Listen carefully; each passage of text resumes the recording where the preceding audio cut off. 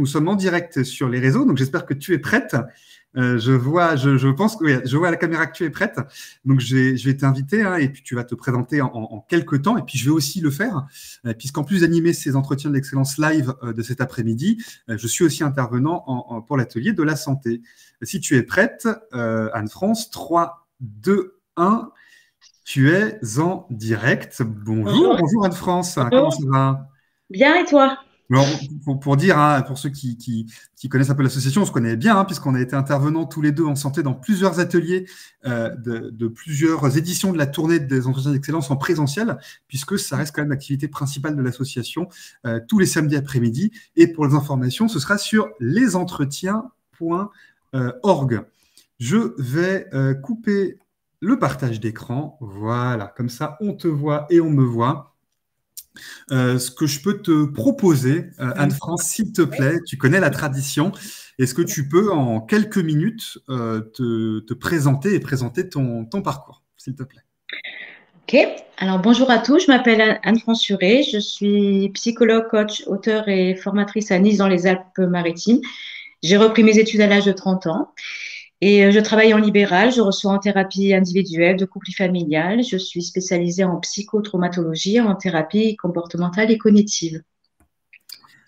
Super. Ça fait combien de temps que tu entretiens ou que tu interviens dans l'entretien de l'excellence? C'est la 5e année, c'est depuis 2018, donc on est en 2024. Oui, là, j'ai pas pu y aller la semaine dernière, mais 4 fois à la suite, j'ai pu venir aux entretiens de l'excellence. Très bien. Je vais aussi me lancer, me présenter très rapidement. Donc, je m'appelle Sander de Souza, je suis interne au centre hospitalier de Lyon. Je suis interne en médecine pour faire de la santé publique. On en parlera après si vous avez des questions sur le sujet. Donc, je viens de la région parisienne et à la fin de mes études à la faculté des hôpitaux Bichat et Lariboisière, j'ai décidé de faire mon internat en santé publique. Je suis en 10e année de médecine ici, de là où on discute en ce moment, qui est au CHU de Lyon. Voilà, on s'est présentés tous les deux. Je vois qu'il y a déjà plusieurs personnes qui sont connectées. Je rappelle à celles et ceux qui viennent de se connecter que vous pouvez vous poser vos questions directement sur les réseaux sociaux par lesquels vous vous connectez. Nous, on les voit les questions et on pourra répondre à vos questions. Pour commencer, Anne-France, tu disais que tu t'étais reconvertie à 30 ans, mais qu'est-ce qui s'est passé? Qu'est-ce que tu faisais avant et qu'est-ce que tu as fait après? Travaillé dans le médico-social et dans les périodes de ma vie passée, malheureusement, j'ai perdu ma mère et après, j'ai fait une grosse dépression. Et là, j'ai eu envie justement, quand je suis sortie de ma dépression, d'aider à mon tour les personnes autour de moi et c'est là où j'ai décidé de reprendre mes études. Et à l'époque, je n'avais pas mon bac, donc je me suis dit comment je vais faire pour aller à la fac sans mon bac. Et en fait, après, en faisant connaissance avec différentes personnes dans ma vie personnelle, j'ai su qu'il existait le DAU, option littéraire ou scientifique. Et c'est comme ça que petit à petit, j'ai pris le chemin justement de la reprise d'études Non. tout en travaillant en temps partiel. DAU, c'est diplôme d'accès, c'est Euh, ça? aux Aux études études universitaires. universitaires, c'est ça, d'accord, aux études Voilà. universitaires. Il y a quatre matières et en fait, il y a un système de compensation. Il faut avoir la moyenne pour pouvoir justement après rentrer à la faculté en première année. D'accord. Donc, ce qui veut dire, c'est quand même incroyable, qu'en fait, on peut avoir 30 ans et avoir une deuxième vie, et puis même si on n'a pas eu le bac avant, finalement, on peut avoir le bac à 30 ans et faire une reconversion après, alors. Tout à fait, tout à fait. Après, ça demande, pour moi, c'était quand même assez intimidant parce que je me retrouvais avec des jeunes de 20 ans, j'avais 30 ans, donc j'ai dû justement m'adapter et puis surtout me faire confiance. Donc, ça a été un challenge pour moi. Et en fait, ce que je percevais, je me disais, je valide semestre après semestre. C'est comme ça que je fonctionnais pour pouvoir voir de quoi j'étais capable et si j'arrivais petit à petit à valider ces années, ce que j'ai fait.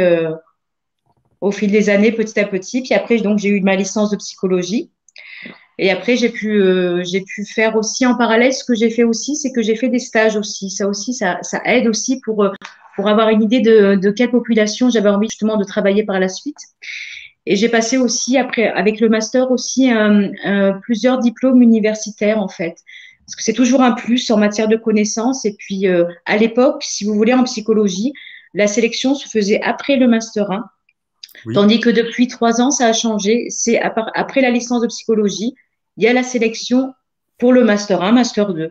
Donc, moi, ce que je vous conseille, c'est de faire des stages durant la licence de psychologie, parce que les stages, c'est des points en plus lors de la sélection pour le master. Et alors, est-ce que c'est dur, la faculté de psychologie? Comment ça se passe? Alors, moi, j'ai pas trouvé ça dur. À partir du moment où on est motivé, où on n'oublie pas son objectif, en fait, c'est ça le plus important, ne pas oublier son objectif. Parce qu'il y a des moments donnés où on est un peu plus fatigué, on a la pression des examens, des exposés, des semestres à valider, la pression aussi par rapport aux autres étudiants, parce qu'on a tendance à faire ce qu'il ne faut pas faire. Ce que je vous suggère, c'est de ne pas vous comparer aux autres. C'est pas parce que vous avez des étudiants et des étudiantes qui vont avoir des 18 sur 20 que ça veut dire que vous n'allez pas être sélectionné en master. Moi, ça a été rare les fois où j'ai eu 18 sur 20 et pourtant je suis devenue psychologue. C'est pour ça que si de temps en temps vous vous comparez, essayez plutôt de vous inspirer et ne pas oublier votre objectif. Et moi, c'est ce qui a fait petit à petit chaque année que quand j'étais un peu fatiguée, j'oubliais pas mon objectif. Je voulais devenir une bonne psychologue et ça a été mon objectif et c'est ce que j'ai pu réaliser. Donc, à partir du moment où on a une bonne régularité, non, c'est pas difficile les études de psychologie.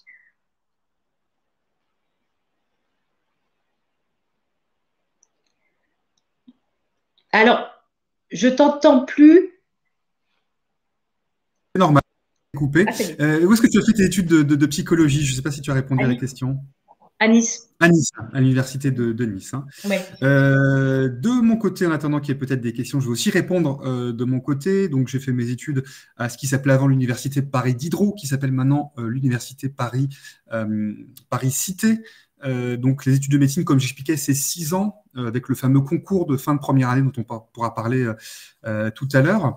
À la fin de la première année, il y a 5 filières qui se différencient. Donc M pour médecine, un autre M pour maïeutique sage-femme, O pour odontologie, les dentistes, P pour pharmacie et K pour kinésithérapie. Et donc c'est à la fin de cette première année que ces 5 filières se séparent. Et donc après, médecine, c'est 5 ans de plus, donc les 6 ans en commun. Et après, la spécialisation dure entre 4 et 6 ans selon la spécialité médicale. Est-ce que c'est difficile? Évidemment, la première année, c'est une première année qui est très sélective. Je mettrai les informations sur les façons d'entrer en première année, puis comment être accepté en deuxième année, qui s'appelle PASS, hélas, mais je mettrai les infos là dans le chat tout à l'heure.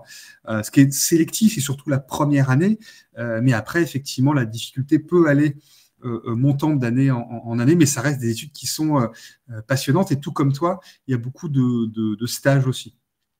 Une question alors, sais pas dans le chat, mais il y a une question que je vois passer assez souvent sur ton métier de psychologue. Il y a beaucoup de termes qui sont un peu différents, psychologue, psychothérapeute, psychiatre. Est-ce que tu peux nous expliquer un petit peu la différence Oui, entre alors. les différentes... oui.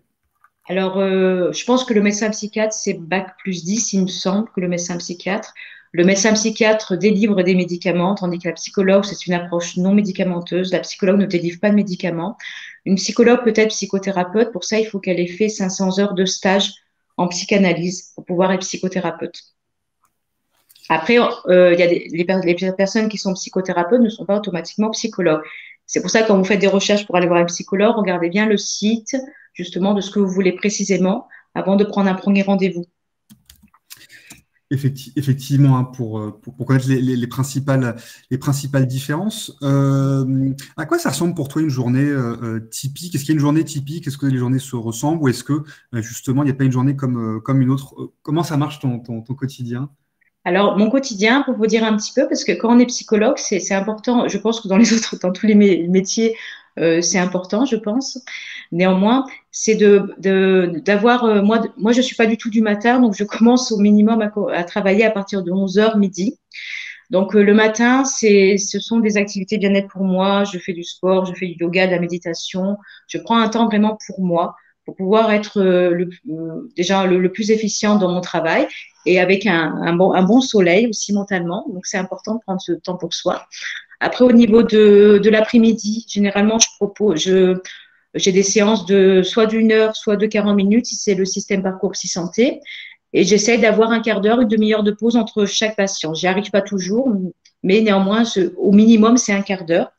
En moyenne, j'essaie de pas dépasser 6 patients par après-midi. Donc, je commence vers 11h midi, je termine vers 19h, voire 20h, ça dépend des après-midi. Je travaille 4 jours par semaine. Des fois, si je me sens, je fais aussi le jeudi après-midi avant d'aller au théâtre, parce que je fais du théâtre aussi dans mes activités bien-être. Oui. Et puis voilà, donc quelque part, je pourrais dire oui que les journées se ressemblent. Après, tous les patients sont différents, donc ça reste quelque chose voilà, de passionnant toujours pour moi au bout de 10 années que je suis devenue psychologue.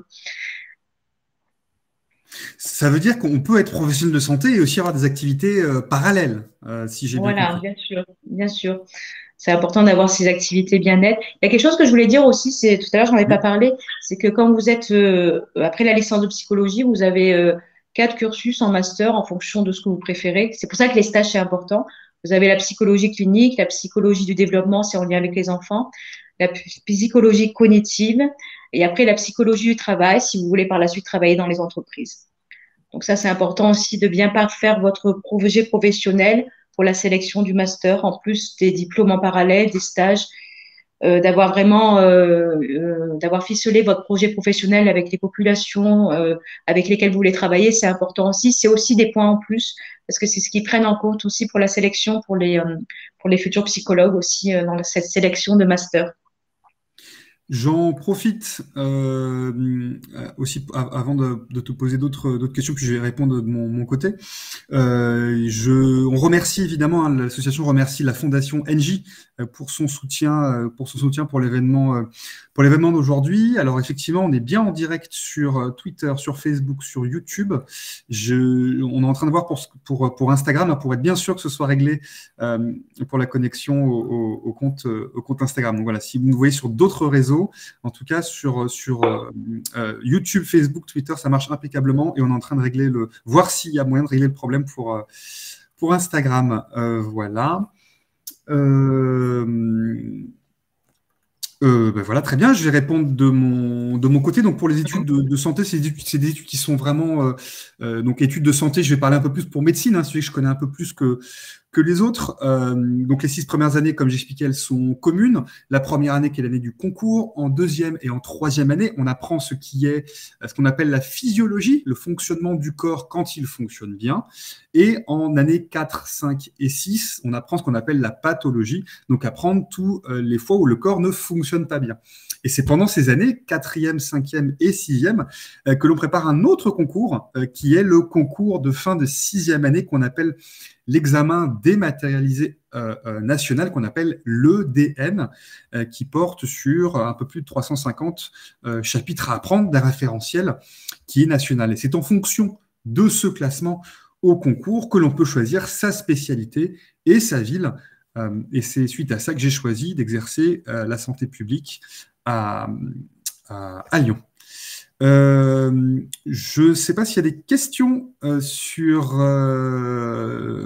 Facebook, sur YouTube, sur X. N'hésitez pas. On peut aussi répondre à vos questions. Voilà, excusez-moi. Est-ce que tu as d'autres choses que tu voudrais développer sur ton métier ou sur ta vie de tous les jours, Anne-France? Je suis en train de réfléchir. Alors oui, il y a aussi cette notion si vous voulez, il peut avoir ce qu'on appelle en psychologie le contre-transfert. Par moment, il y a des histoires des patients qui peuvent faire résonance à ma propre histoire. Donc là, je conseille vraiment à tous les psychologues, hein, parce que c'est important d'aller voir à ce moment-là donné sa psychologue pour pouvoir faire un petit débriefing. Parce que c'est pas dans sa vie personnelle le soir qu'on peut évacuer justement nos émotions. C'est mieux d'aller voir. Moi, ça m'arrive en étant honnête avec vous, avec tout le monde, hein, de temps en temps, d'aller voir ma psychologue pour échanger, pour justement continuer à faire du bon travail et lâcher ce contre-transfert. Donc, c'est important de prendre conscience justement de ce contre-transfert-là, de savoir s'écouter. J'entends. Je vais répondre à une question à laquelle tu avais répondu sur quelle est ta motivation à avoir été psychologue. Je vais répondre pour médecine. Oui. Effectivement, j'ai la chance d'avoir eu des bons médecins, hein, quand j'étais enfant, des bons médecins traitants, donc des médecins traitants qu'on va voir quand on est, je sais pas, quand on a la grippe ou des choses plus ou moins banales. Et en fait, c'est vraiment un métier qui m'intéressait beaucoup, soigner les gens. Mais en même temps, je voulais aussi être prof. Mais en même temps, les sciences, ça m'intéressait beaucoup. Donc la question, c'était, il y a déjà une question en ligne à laquelle je vais pouvoir répondre, super.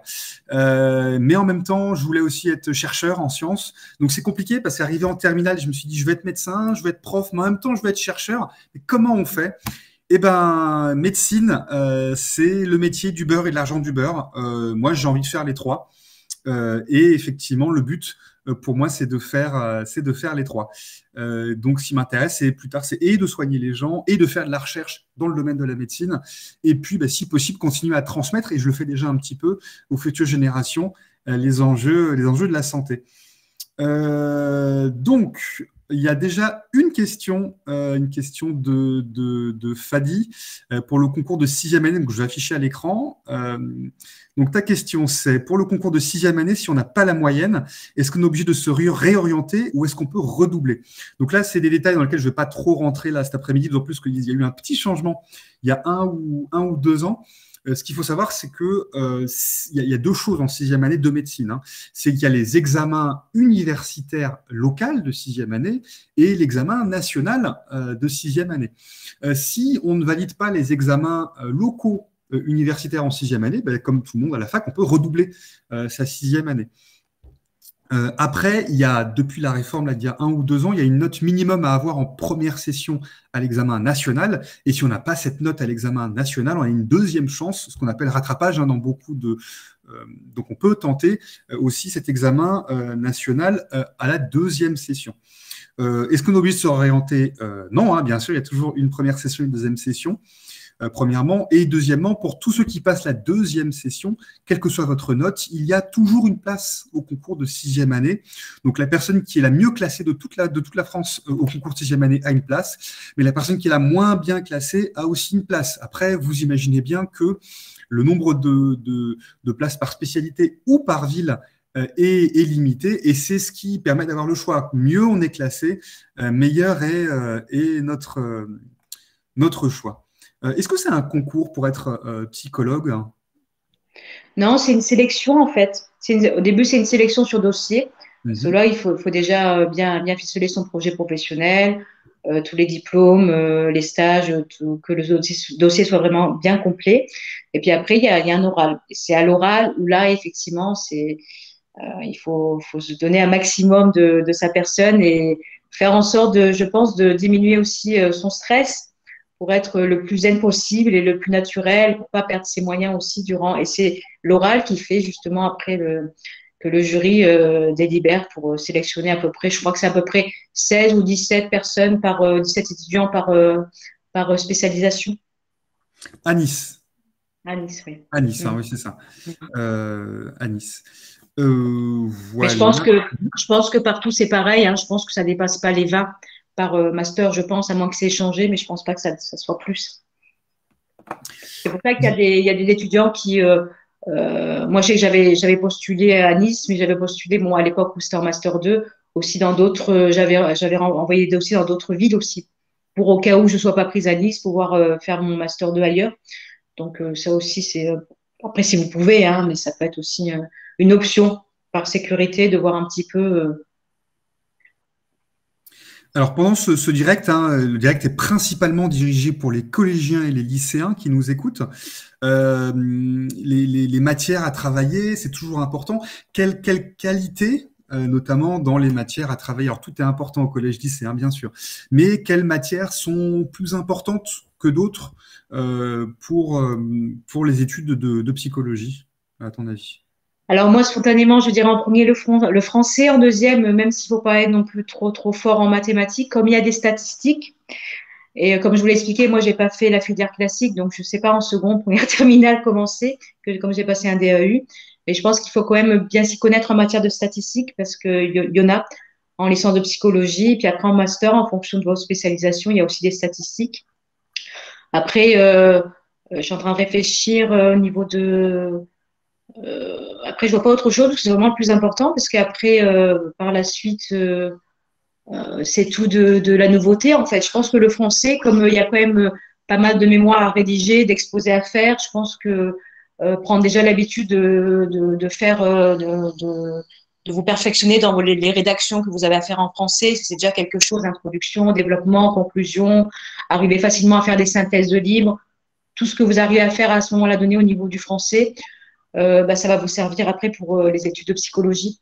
Parce que ça demande beaucoup de rigueur, beaucoup de discipline et beaucoup au niveau de la présentation, même parce qu'il y a beaucoup, beaucoup de cours. Donc, il faut apprendre à faire beaucoup de synthèse. Donc, savoir vraiment prioriser ce qui est le plus important dans chaque matière. Et en ça va vous servir justement cette discipline-là, en fait. Je vais répondre pour les études de santé, notamment la première année en santé. Ce qui est extrêmement important, ce sont les 3 matières. Je vois 3 personnes qui nous disent coucou sur YouTube. Je vous dis coucou aussi. N'hésitez pas à mettre des questions si vous avez des questions. Je vais vous répondre je vais répondre aussi pour les études de santé, notamment la première année. Il y a 3 matières qui sont essentielles au cours de première année. Ce sont les mathématiques, la physique, chimie et les sciences de la vie et de la terre. Je ne vais pas répondre là cet après-midi pour quelles options au bac, de lycée, tout ça. Par contre, ce que je vais bien insister sur le fait que ce sont il faut les bagages de connaissances, en tout cas, issus de ces 3 matières pour réussir les études de santé et notamment la première année. Hein, c'est très important parce que, alors là, ça vaut pour la fac en général, mais ça vaut pour la première année de santé.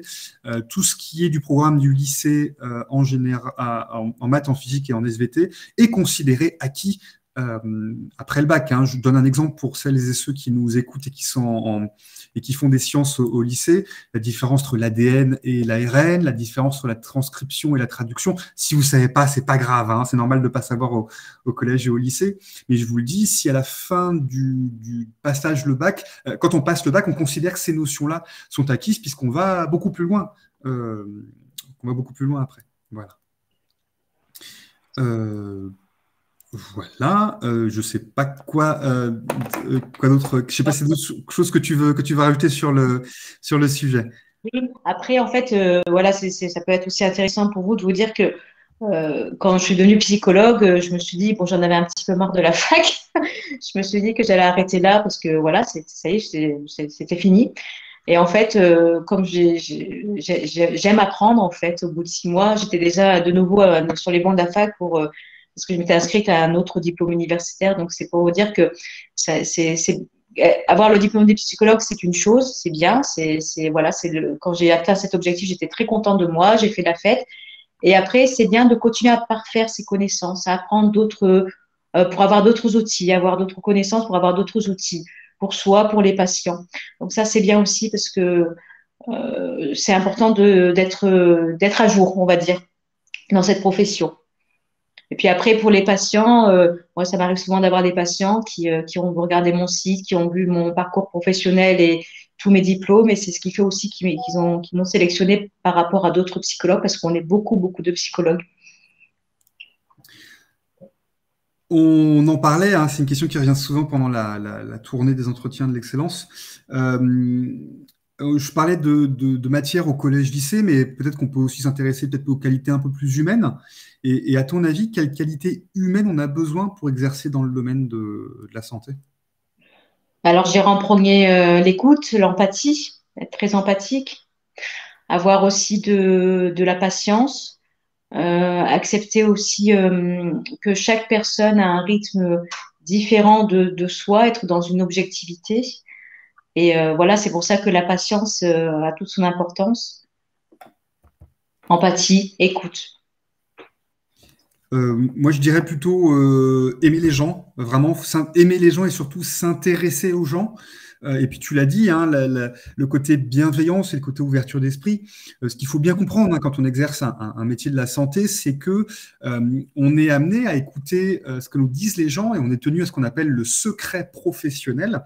Donc tout ce qu'on nous raconte pendant une consultation ou une hospitalisation, en fait, on doit le garder pour nous. Tout ce qu'on a vu, entendu ou compris dans l'exercice de nos fonctions. C'est comme ça que disent les textes.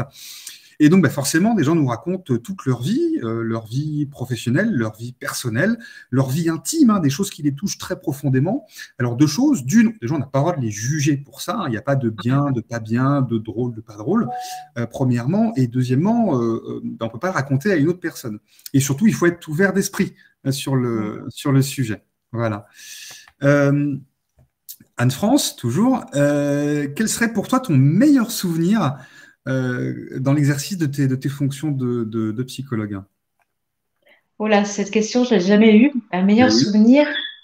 Oh, je pourrais même pas répondre à cette question parce que j'en ai plein en fait de meilleurs souvenirs. Je pense que ce qui me touche le plus avec mes patients, c'est le moment donné où même si c'est difficile pour eux et puis aussi pour moi parce que ils ont plus besoin de moi, c'est que ils se sentent mieux, et ils ont fait un travail d'introspection entre chaque séance, et ils peuvent voler de leurs propres ailes. Ça, c'est un moment donné qui me remplit de joie à chaque fois et de gratitude aussi par rapport au métier que je fais.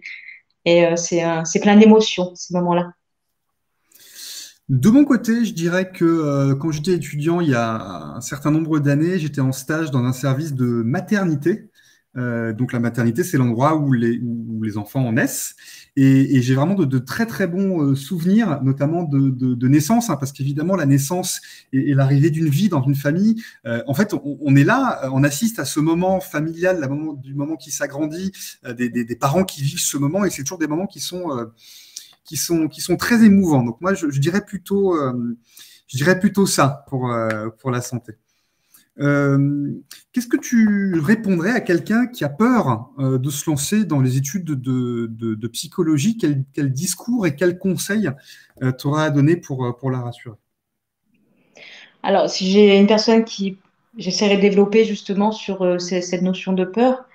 Que- la peur de quoi? La peur de ne pas y arriver, la peur d'être jugé, la peur, parce qu'il y a différentes peurs en fait. Donc, j'essaierai de cibler justement sur quelle peur a la personne pour pouvoir justement travailler avec cette personne là-dessus, pour pouvoir apprivoiser sa peur et être dans l'action.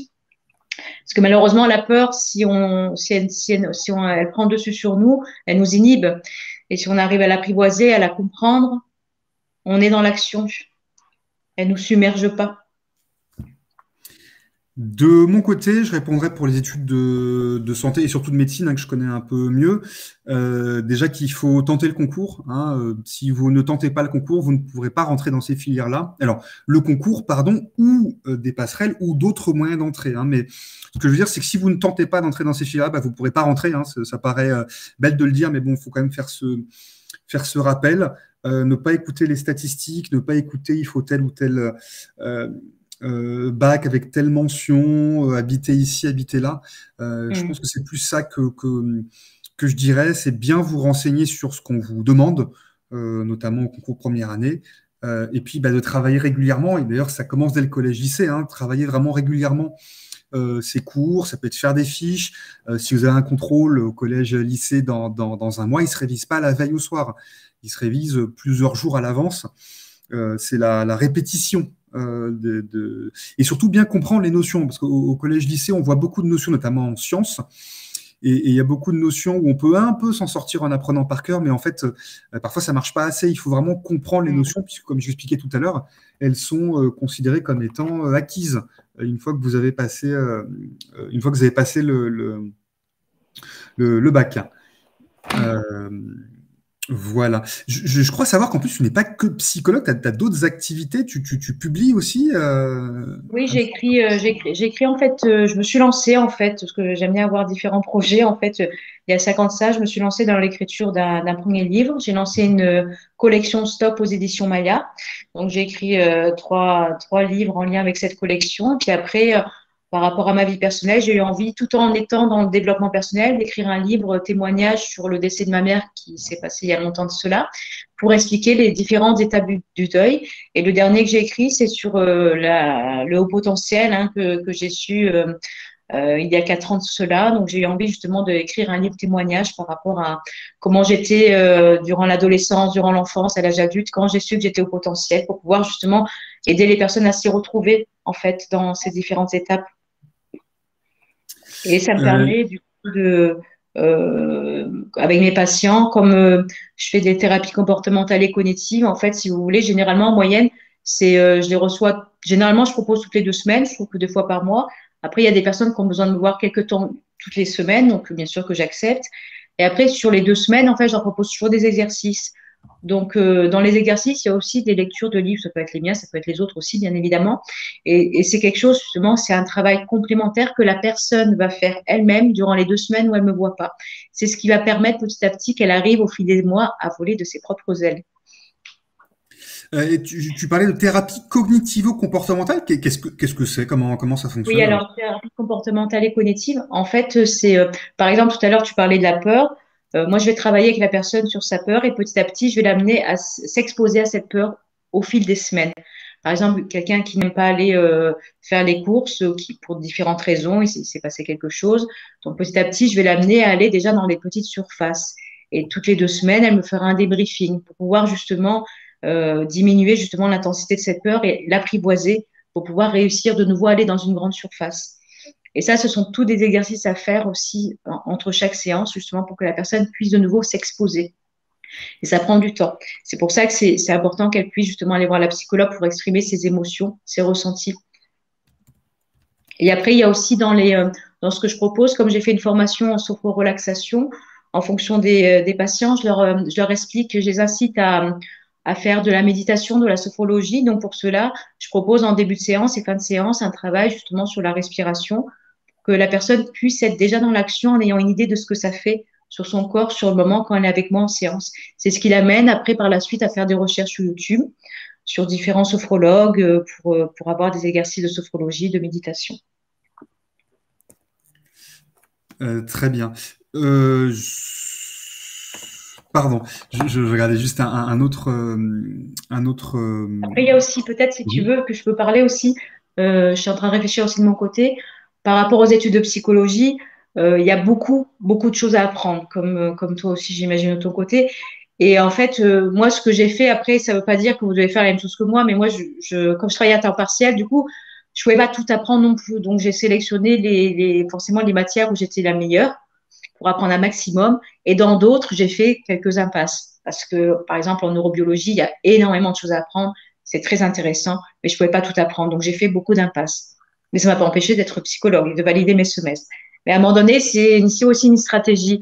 En statistique, je ne connaissais pas du tout, mais j'avais facilement des bonnes notes. Donc, en statistique, par exemple, soit on a 0, soit on a 20. Donc, voilà. Donc, j'avais 20, forcément. Donc, le semestre, ça m'aidait quand même à valider mes semestres par rapport à d'autres matières où je ne pouvais pas tout apprendre avec le travail que je faisais en parallèle.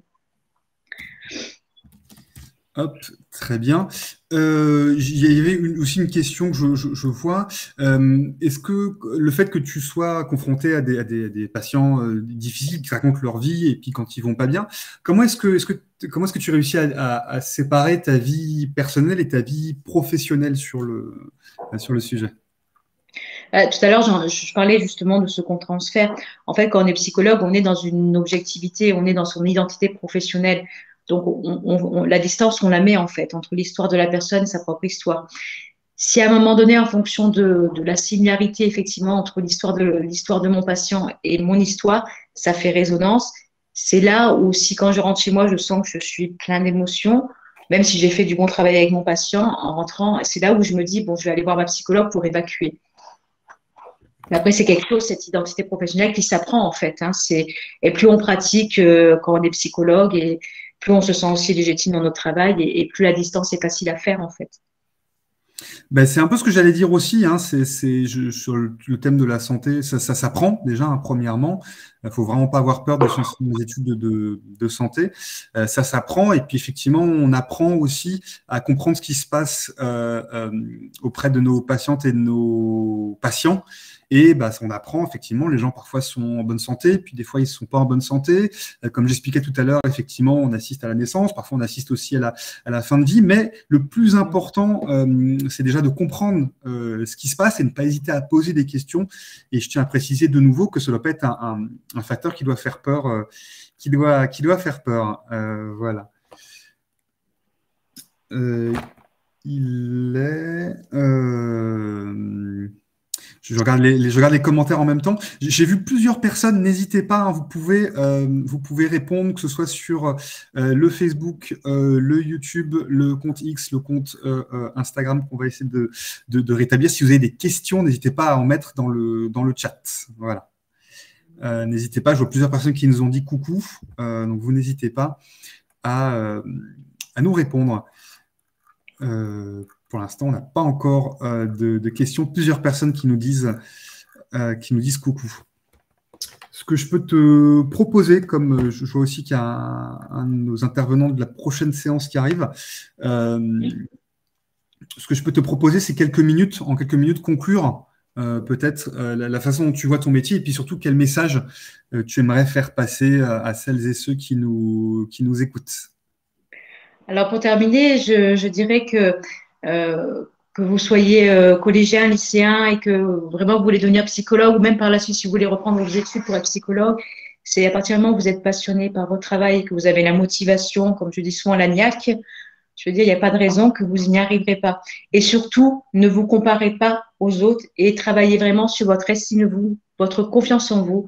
Et là, vous allez, comme disent les jeunes, tout déchirer. Voilà pour le mot de la fin. Moi, ce que je dirais plutôt, c'est que déjà les métiers de la santé, c'est des métiers qui sont passionnants. On en apprend tous les jours, on se forme toute la vie. C'est ça qui est hyper intéressant, c'est que là, en fait, je suis en dernière année d'études, hein, je suis en 10e année sur 10, mais en fait, je suis pas vraiment en dernière année, c'est toute ma vie, et c'est toute notre vie qu'on apprendra pendant les études de santé, ça c'est un des avantages. Deuxième avantage, il y a très très peu de chômage, voire pas de chômage dans certaines filières de santé. C'est des filières qui sont très demandées des employeurs. On manque de tout, hein. On manque de médecins, vous devez voir ça aux informations, on manque de médecins, d'infirmiers, d'aides-soignants, de pharmaciens, pharmaciennes, kinésithérapeutes. On en manque de tout, on en manque partout, hein, que ce soit dans les grandes villes ou dans les espaces autour des villes ou un peu plus dans le monde rural. On en manque dans l'Hexagone, on en manque dans les Outre-mer. Donc, si c'est un métier qui vous plaît et que vous voulez voir explorer et que vous voulez explorer cette filière, n'hésitez pas à vous lancer. Et surtout, j'insiste beaucoup là-dessus, hein, parce que moi, je ne suis pas fils de médecin. Les études de santé ne sont pas réservées qu'aux professionnels de santé. Les études de médecine ne sont pas réservées qu'aux fils et aux filles de médecins. Et ça, c'est un sujet qui me tient beaucoup à cœur et qui est en partie pourquoi je me suis engagé aux entretiens de l'excellence. Et n'hésitez pas à vous lancer. Si vous avez des questions, n'hésitez pas à contacter l'association sur nos réseaux sociaux. Je vais de nouveau partager l'écran. Voilà. Je partage de nouveau l'écran. Donc, ce sont nos réseaux sociaux qui sont ici. Je vais peut-être que ce soit un peu plus gros, comme ça, vous pourrez voir un peu plus. Je vais faire en sorte que ce soit écrit un peu plus gros. Voilà. Je pense qu'on voit un peu mieux maintenant. Donc, sur nos réseaux sociaux, n'hésitez pas à nous contacter si vous avez des questions. Sinon, pour les prochaines minutes, on est encore un peu disponible. Et sinon, dans quelques instants, on ne va pas tarder à vous laisser pour préparer la séance d'après. Puisque juste après, ce sera banque, assurance et finance. Voilà, hop. Alors, et voilà, donc sur notre compte YouTube des entretiens d'excellence 1142, sur notre compte Instagram, pardon, les entretiens de l'excellence, sur notre compte Twitter, les ou sur notre compte Facebook. N'hésitez pas à nous contacter. Ce qu'on va faire, c'est que je vais vous souhaiter une bonne journée. Bonne journée à vous. Il est 13h47. Merci beaucoup Anne-France d'être intervenue. Les Live ne sont pas finis. On a toute une après-midi ensemble. On est ensemble jusqu'à 17h. Restez bien assis, installez-vous.